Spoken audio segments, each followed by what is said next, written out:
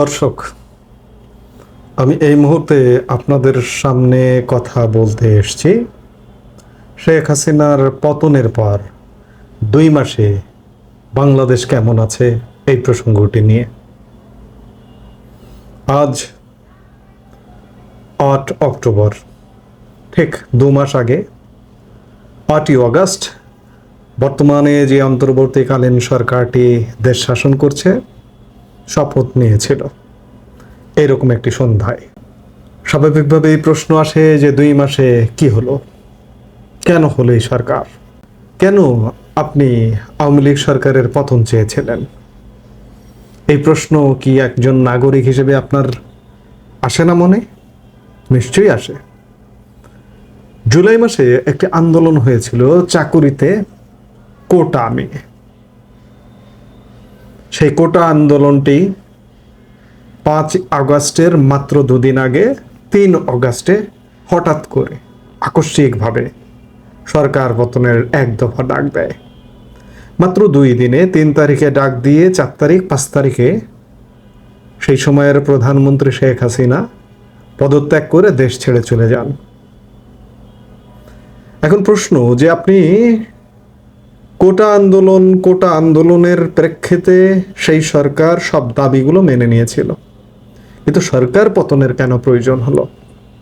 সরকার পতনের প্রয়োজন হলো আমি একজন নাগরিক হিসেবে আমিও সে সময় সুশাসন পাইনি, দুঃশাসন দেখেছি, অনিয়ম দেখেছি, ঘুষ দেখেছি, দুর্বৃত্তপনা দেখেছি। আপনিও দেখেছেন, আপনি পতন চেয়েছেন এসব কারণেই তো।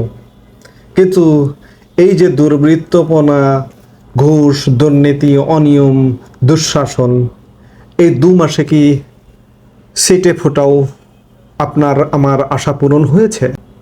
এক কথায় যদি বলি, পূরণ হয়নি এবং পূরণ হবার কোনো লক্ষণও দেখা যাচ্ছে না। 2 মাসে বাংলাদেশ এক প্রকার পিছিয়ে গেছে। বাংলাদেশের প্রশাসনিক ব্যবস্থা, পুলিশ প্রশাসন, আমলাতন্ত্র যেভাবে কাজ করছিল এখন সেভাবে কাজ করছে না। ঘুষ দুর্নীতি কি বন্ধ হয়েছে? বন্ধ হয়নি। প্রশাসনে পদায়নকে নিয়ে আমরা 3 কোটি টাকার চেকও দেখা পেয়েছি এরই মধ্যে। এটি একটি উদাহরণ, যথেষ্ট। দুর্নীতি রন্ধ্রে রন্ধ্রে আছে। সুশাসন এসেছে? সুশাসন আসবার কোনো লক্ষণ দেখা যাচ্ছে না। যেখানে প্রশাসন, আমলাতন্ত্র, পুলিশ প্রশাসন কাজই করতে পারছে না, সেখানে আপনি সুশাসন আশা করেন কিভাবে? আপনার জীবনযাত্রার ব্যয়ের কি খবর? আপনি আওয়ামী লীগ সরকারের পতন চাইবার অন্যতম একটি কারণ ছিল যে আপনার জীবনযাত্রার ব্যয় সীমাহীন বেড়ে গেছে। কিন্তু এই 2 মাসে কি হয়েছে?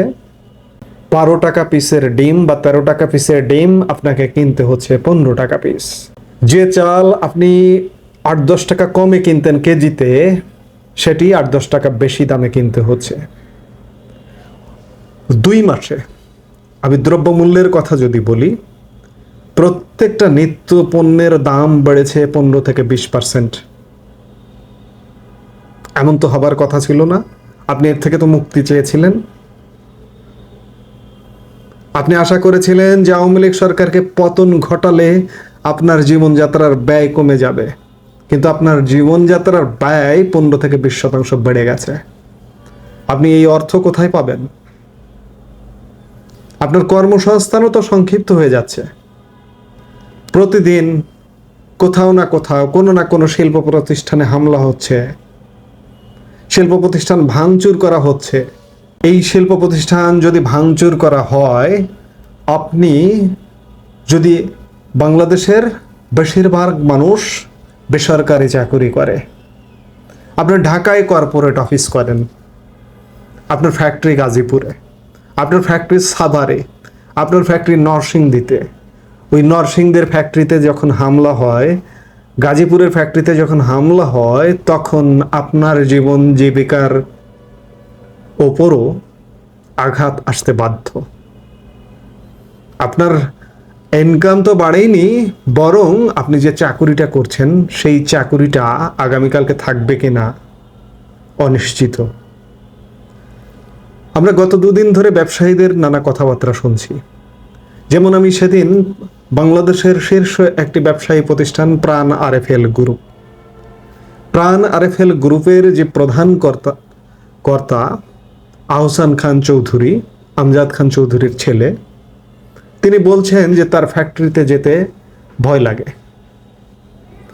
আবার আমি এফবিসিসিআইয়ের সাবেক সভাপতি মীর নাসির হোসেনের একটি বক্তব্য শুনলাম, তাতে তিনি বললেন যে আপনারা যদি ব্যবসায়ীদের নিরাপত্তা দিতে ব্যর্থ হন তাহলে আপনারা জানিয়ে দিন, আমরা প্রয়োজনে আমাদের শিল্প প্রতিষ্ঠান, আমাদের সব প্রতিষ্ঠান বন্ধ করে দেব, বিক্রি করে দিব, বিক্রি করে যদি দিন মজুরি করতে হয় তাও করব।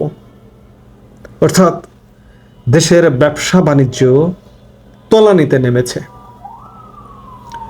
অস্বীকার করছি না, স্বীকার করছি যে আওয়ামী লীগ সরকার সীমাহীন দুর্নীতি লুটপাটের একটি সরকার ছিল, কিন্তু আপনি যাদেরকে বসালেন, আপনি আন্দোলনে মাঠে নামলেন, নেমে যাদেরকে বসালেন তাদের দিয়ে কি দুর্নীতি লুটপাট এগুলোকেই বন্ধ করতে পারছেন? সুশাসন আনতে পারছেন? আপনার জীবনযাত্রার ব্যয় কমাতে পারছেন? একটিরও উত্তর দিতে পারবেন না। আরেকটি কথা শুনতাম আওয়ামী লীগের আমলে, যে কথা বলা যায় না, বিরোধী মত দমন করা হয়। এখন কি কথা বলা যাচ্ছে? এখন কি কথা বলতে পারছেন? আপনি নিজে পারছেন? পারছেন না। আপনি গণমাধ্যমগুলোর চেহারা দেখেন, গণমাধ্যমগুলো কিভাবে সাংবাদিকতা করছে। পেছনে নেপথ্যে অনেক ঘটনা ঘটে যাচ্ছে, কিন্তু সামনে আসছে না, সামনে আনতে পারছে না। আর ব্যক্তি হিসেবে কথা বলা, আজকে আপনি একজন কথা বলতে চান, আপনার কণ্ঠটা রোধ করা হবে।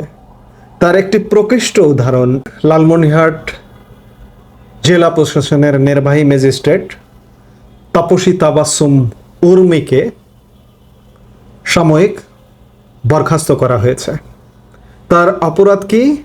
তিনি ফেসবুকে পোস্ট দিয়েছেন স্বাধীনতা মুক্তিযুদ্ধের পক্ষে কথা বলে এবং বর্তমান অন্তর্বর্তীকালীন সরকারের প্রধান উপদেষ্টা ডক্টর মোহাম্মদ ইউনূসের রিসেট বাটন পুশ করা নিয়ে এই উর্মিকে বরখাস্ত করা হয়েছে। অর্থাৎ আগের আমলের সাথে এই আমলের কোনো পার্থক্য আছে? আগের আমলে যদি কথা বলা যেত না, তাহলে এখন কি কথা বলা যাচ্ছে? আগের আমলে কথা বলা যেত। আমি কথা বলেছি নয়, অনিয়ম নিয়ে অনেক কথা বলেছি, সামাজিক অনিয়ম নিয়ে অনেক কথা বলেছি। আপনি কেন একটি রাজনৈতিক সরকারকে পরিবর্তন করলেন? বাংলাদেশের ইতিহাসে বর্তমান যে সরকারটি, এই সরকারটি স্মরণকালের স্মরণাতীত দুর্বল একটি সরকার। আমি আমার ছোট্ট জীবনে, আমি আমার মনে থাকা থেকে যদি বলি, আমি 6টা বা 7টা টার্ম সরকার দেখবার সৌভাগ্য হয়েছে। এমন দুর্বল সরকার আমি দেখিনি। এবং আমি রাজনীতি বিজ্ঞানের ছাত্র হিসেবে আমি অতীতের সরকারগুলো, বঙ্গবন্ধুর সরকার থেকে শুরু করে বর্তমান পর্যন্ত পড়াশোনাও করেছি। এমন দুর্বল সরকার আমি দেখিনি। তাহলে আপনি কেন চেঞ্জ করলেন? এই দুর্বল সরকারটি এমনই দুর্বল সরকার যে কেউ, একটি ছোট্ট রাজনৈতিক দল যদি একটি হুঙ্কার দেয়, সেই হুঙ্কারে এই সরকারটি পড়ে যাবে। আমরা আসলে কোথায় যাচ্ছি? আমরা কি এগুতে চাই নাকি পিছিয়ে যেতে চাই? আমি আরেকটি কথা না বললেই নয় যে প্রফেসর ইউনূস নোবেল বিজয়ী একজন মানুষ, শান্তিতে নোবেল বিজয়ী মানুষ, কিন্তু বাংলাদেশের শান্তি নেই। তিনি দায়িত্ব নিয়েছেন, কিন্তু বাংলাদেশের শান্তি নেই। তিনি রিসেট বাটন পুশ করে অতীতকে ভুলে যাওয়ার কথা বলেছেন, আমাদের মুক্তিযুদ্ধকে ভুলে যাওয়ার কথা বলেছেন, আমাদের জাতির পিতা বঙ্গবন্ধুকে ভুলে যাবার কথা বলেছেন, 32-এর ইতিহাস ভুলিয়ে দেবার কথা বলেছেন। তিনি পুরনোকে নিয়ে ঘাটাঘাটি না করে এই জুলাইয়ে যে গণ অভ্যুত্থান হয়েছে তাকে নিয়ে কথা বলতে বলেছেন। একবার চিন্তা করেছেন কোথায় মুক্তিযুদ্ধ একটি মীমাংসিত বিষয়? 30 লক্ষ শহীদের রক্ত আর 3 লক্ষ মা বোনের ইজ্জতের বিনিময়ে যে মুক্তিযুদ্ধ, সে মুক্তিযুদ্ধকে ভুলে যেতে বলেছেন রিসেট বাটন পুশ করে। কত বড় কথা একবার চিন্তা করেছেন? আমরা তো মুক্তিযুদ্ধের উল্টো পথে হাঁটা শুরু করে দিয়েছি।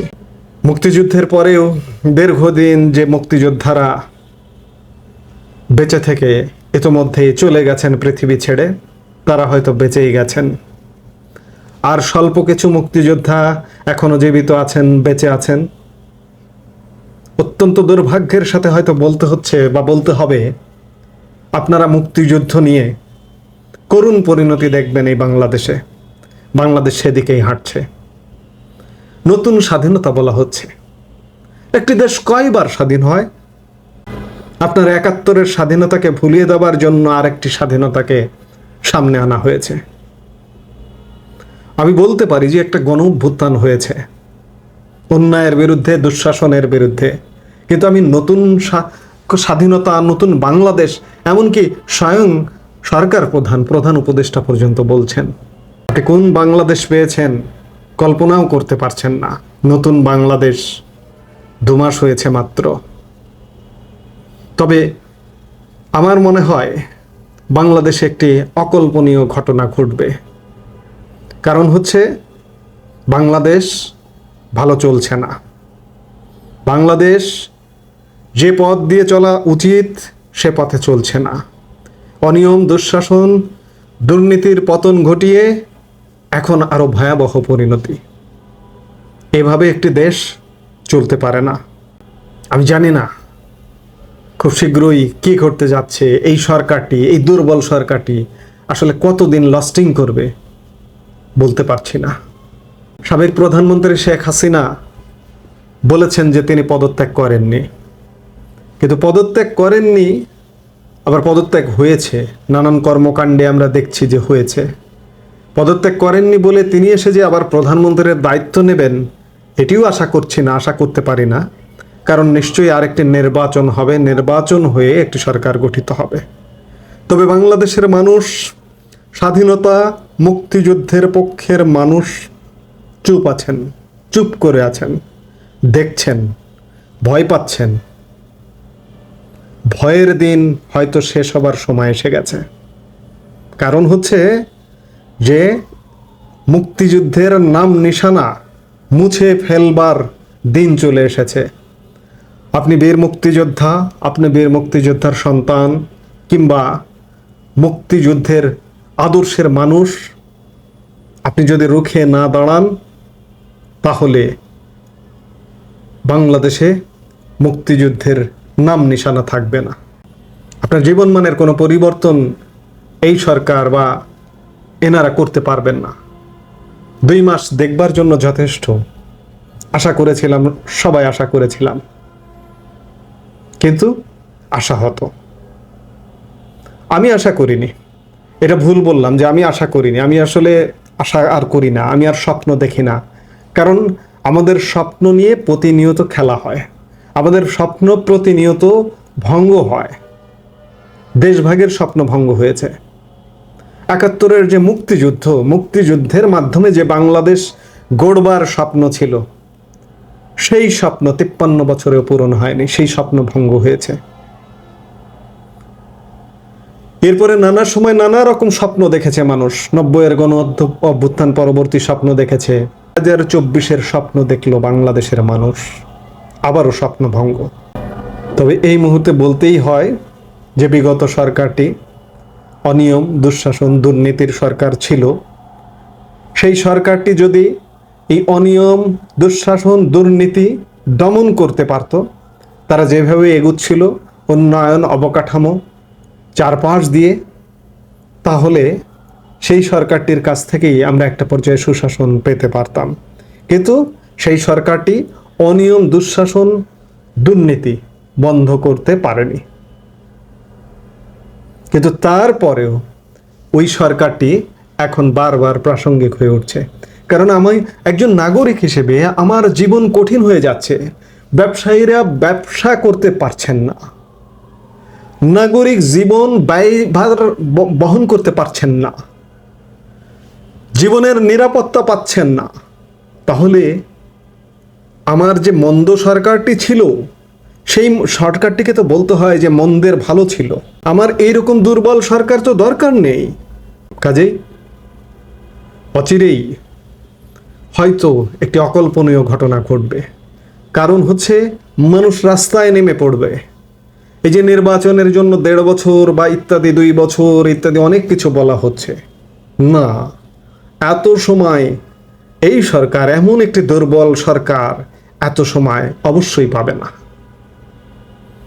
সেটি দেখবার জন্য আমাদের আরো কিছু সময় অপেক্ষা করতে হবে।